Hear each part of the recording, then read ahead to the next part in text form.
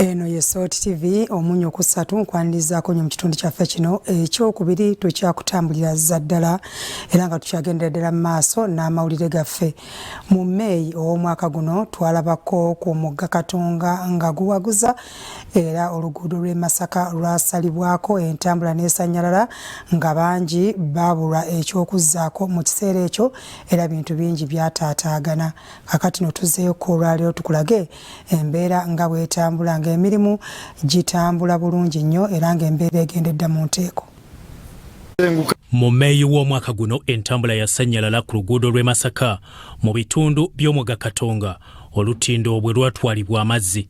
Emmotoka zakyusibwa nga ziyita Mpigi Butambala Gomba Sembabule Bukomansimbi Villa Maria okutuuka e Masaka. Katandika butandisi wano Soti TV, Soti Radio, Soti FM, Soti Lupapula, Soti Online, everywhere you go ekitogo kitambula kisetuse kigenze kisinzide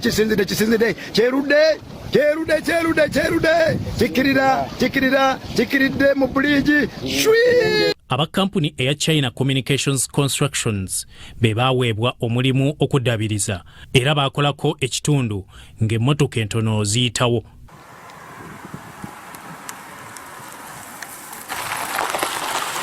Abazimba bataddewo olutindo ku kitundu eky'oluguudo ekirala ng'essuubi ery'ab'emmotoka ennene okuddamu okuyitawo lyeyongedde.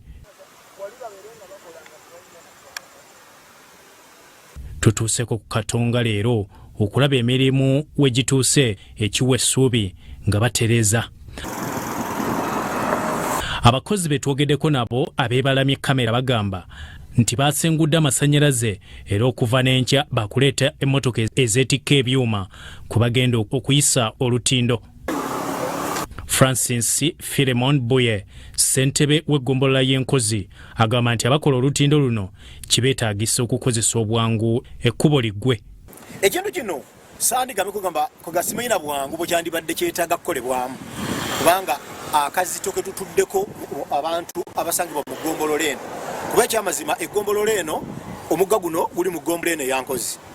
Ate eri obusukka waayo gyekoma ekomayo emigga giri egya Lwera. Kakati amazzi gano bwe gajja gasalako Katonga ne gasalako ne Lwera. Kati eggombolola yonna emiruka gyange ena gyonna gye gikola eggombolola y'ankozi ne tubeera nga tuli mu katu.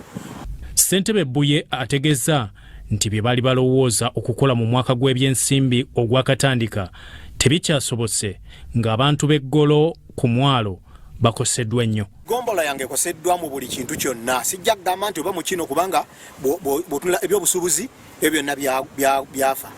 Abasimi kubanga gombola yange eyimiriddewo okusingira ddala ku musenyu kubanga ebirombe by'omusenyu bino tuba tubijjamu nnyo revenue mungi nnyo naye tewali wadde emmotoka n'emu eyinza okujja omusenyu okufulumbya mu gombola yange. Waliwo abatunda ebyokunywa n'ebyokulya nga gonja obunyama abakuba enkambi okumpi awo beefunire ku ssente za Bank of Uganda. Naye embeera eyandeeta wano olw'okuba nti bakola Katonga yabotoka bakwata ku mmotoka jaamu nesobola okutundirawo ku byokulya nesobola okufuna ekikumi ekinaalabirira abaana bange. Naye ffe ekyatuleeta luguudo luli kuba nti lwabotoka ne tulooka tujja nga bayisaawo emwengu.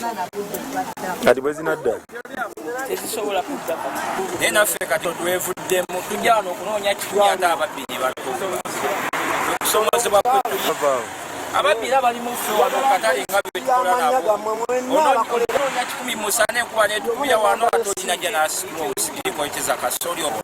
Abatwala ebyokwerinda mu Kayabwe Town Council babasisinkanye ne bogera nabo. Abakozesa obwana obuto obususse kati saidi yeri nsanzewo ndabyewo obwana obulala myaka 9 bannayo omwana oyo ke banaamunerera wano ku kkubo kijja kubeera kibi. Tusaba buli akolera ku kkubo lino Katonga twagala mwenna mufuna akasente naye mbasaba buli omu n'ebiboogerako mubiteeke abakulembeze bammwe. Abakozi ku lutindo tulese bawumuddemu nga bawuuba bugere nga bwe balinda emmotoka ereeta ebyuma. Bya Kizito Vincent, Root TV, Omunyo.